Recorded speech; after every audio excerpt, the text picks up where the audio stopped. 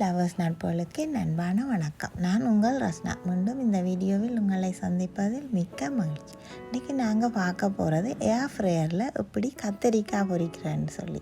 இது என் நீண்டகால சப்ஸ்கிரைபர் ஒருத்தர் இந்த வீடியோக்களை எல்லாம் தொடர்ந்து பார்த்து எனக்கு ஆதரவு அளித்து வர ஒருத்தர் எப்படி கத்தரிக்காய் பொரிக்கலாமான்னு கேட்டிருந்தாங்க. அவங்களுக்காகத்தான் இந்த வீடியோ போடுறேன். இது போட கொஞ்சம் நாள் ஆயிட்டு வேலை பிஸியாக இருந்ததால் இப்போ எப்படி கத்தரிக்காய் பொரிக்கிறேன்னு சொல்லி பார்த்து தெரிஞ்சுக்கணும். இதுக்காக நான் 3 கத்தரிக்காய் எடுத்துருக்கிறேன். அதை சின்ன சின்ன துண்டுகளாக வெட்டி எடுக்கணும். இது சாதாரணமாக நீங்கள் எண்ணெயில் பொரிக்கிறதுக்கு என்ன மாதிரி வெட்டி எடுப்பீங்களோ என்ன மெதட்டோ அதே சேம் தான். அதே மாதிரியே உப்பும் 1/2 டீஸ்பூன் அளவுக்கு சேர்த்து நல்லா கலந்து விட்டு சிறிதளவு மஞ்சள் தூளும் போட்டு அதையும் நல்லா கலந்து இப்போ பொரிக்கிறதுக்கு ரெடி ஆகிட்டேன். அதே எண்ணெயில் பொரிக்க முதல் நீங்கள் எப்படி ப்ரிப்பேர் பண்ணுவீங்களோ அதே மாதிரி சேம் மெத்தட் நீங்கள் ப்ரிப்பேர் பண்ணி கொள்ளலாம். உங்களுக்கு அளவான சைஸில் வெட்டி கொள்ளலாம். ஆயில் 1 டேபிள் ஸ்பூன் நல்லா சுற்றி விட்டு நல்லா எல்லா இடத்துலையும் படுற மாதிரி பிரட்டி விட போகிறேன். இது நீங்கள் எண்ணெயில் பொரித்த அதே டேஸ்ட்டாக கொடுக்கும். இப்படி சிறிதளவு எண்ணெயை நாங்கள் கலந்து விட்டு கொண்டா இந்த எண்ணெய் இல்லாமல் கூட நீங்கள் பொரித்து எடுக்கலாம். எந்த ஒரு எண்ணெயும் இல்லாமையுமே இது டேஸ்ட்டுக்காக வேண்டி நான் 1 டேபிள் ஸ்பூன் ஆட் பண்ணுறேன். என்ன எண்ணெய் வேணுமென்னாலும் நீங்கள் ஆட் பண்ணி கொள்ளலாம். நல்லெண்ணெயோ அல்லது மரக்கறி எண்ணெயோ எது வேணாலும் நீங்கள் ஆட் பண்ணி கொள்ளலாம். இப்போ இனி எப்படி இதை ஏர் ஃப்ரையரில் பொரிக்கிறதுன்னு பார்ப்போம். முதல்ல ஒரு 3 மினிட்ஸுக்கு நான் ப்ரீ ஹீட் பண்ண போகிறேன். அதுக்காக வேண்டி 400 டிகிரிஸ் ஃபரன்ஹைட்லேயும் 3 மினிட்ஸும் செட் பண்ணி போட்டு நாங்கள் ப்ரீ ஹீட் பண்ணி முதல்ல எடுத்துக்கொள்வோம்.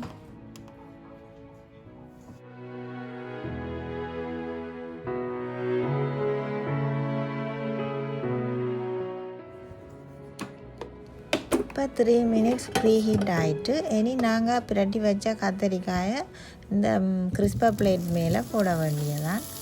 பாருங்கள் நல்ல சவுண்ட் வருது. அந்த ஆல்ரெடி அது ஹீட்டாக இருக்கிறதால அதில் போடைக்குள்ளேயே பொரியிற மாதிரி சவுண்டு கேட்குது.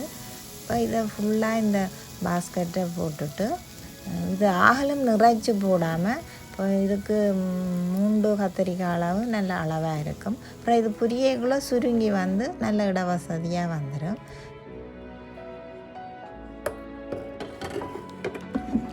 இப்போ இதை நாங்கள் பொரித்து எடுத்துருவோம்.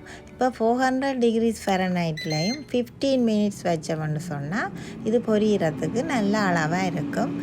இதில் இடையில் எடுத்து அதாவது ஒரு ஹாஃபில் 8 மினிட்ஸ் இல்லை 7 மினிட்ஸ் இருக்கக்குள்ளே எடுத்து திரும்பவும் குலுக்கி விடலாம். இப்போ பாருங்கள் நான் ஹாஃப் வேயில் இதை எடுத்துருக்கிறேன். கொஞ்சம் பொரிஞ்சிட்டு இப்போ நாங்கள் நல்லா குலுக்கி அல்லது பிரட்டி விட்டு கொண்டால் எல்லா இடமும் அது பொரியிறதுக்கு வசதியாக இருக்கும். இந்த மாதிரி நல்லா குலுக்கி திரும்பவும் இதை போட்டு திரும்பவும் எண்டு வரும் வரைக்கும் பொரிய விட்டால் சரி.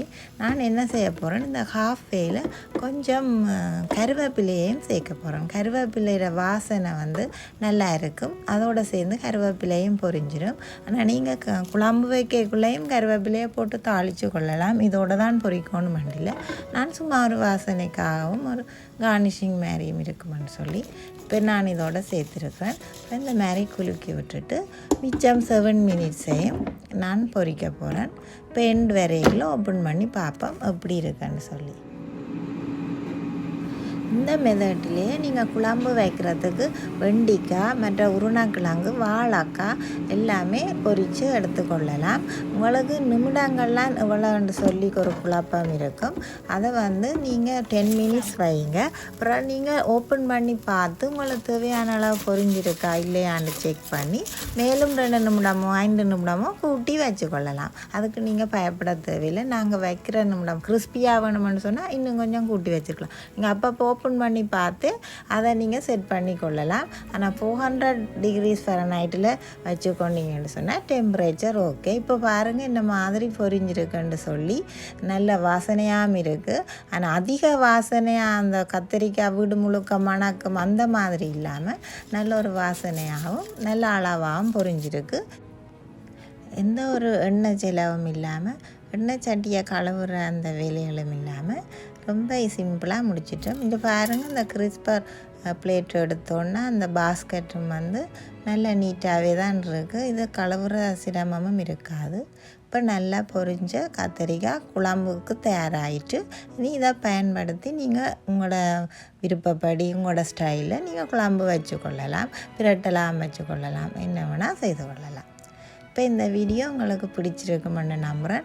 இதை போல் மேலும் பல வீடியோக்களை பார்க்கணுமென்று சொன்னால் இந்த சேனலை மறக்காமல் சப்ஸ்கிரைப் பண்ணி, லைக் பண்ணி, ஷேர் பண்ணி, கமெண்ட் பண்ணையும் மறக்காதீங்க. மீண்டும் ஒரு வீடியோவில் உங்களை சந்திக்கும் வரை உங்களிடமிருந்து விடைபெறும் நான் உங்கள் ரஸ்னா. நன்றி, வணக்கம்.